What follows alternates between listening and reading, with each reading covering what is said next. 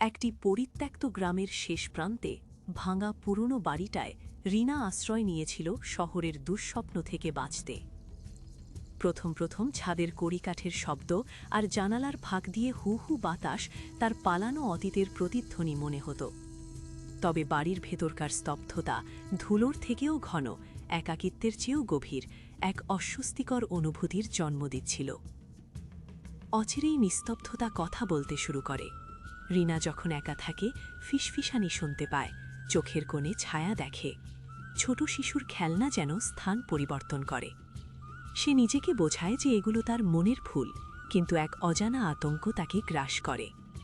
ভাঙা আয়নায় তার নিজের প্রতিচ্ছবিতে এক নীরব অভিযোগ, এক নিবিড় দুঃখ যেন বাস করে, যা শুধু তার নয়।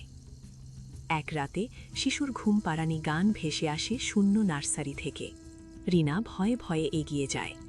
ধুলোমাখা শিশুর জামাকাপড়ের ভিড়ে সে পায় এক পুরনো ছবি। এক তরুণী শিশুকে কোলে নিয়ে আছে। তাদের মুখ অস্পষ্ট, তবু অসম্ভব চেনা। ছবির নিচে লেখা, আমার সন্তান, আমার অপরাধ। হঠাৎ করেই বাজির বিষণ্ণতা তার নিজের হয়ে ওঠে। অকথিত অতীত তার গভীরতম অনুশোচনার এক আয়না হয়ে ধরা দেয়।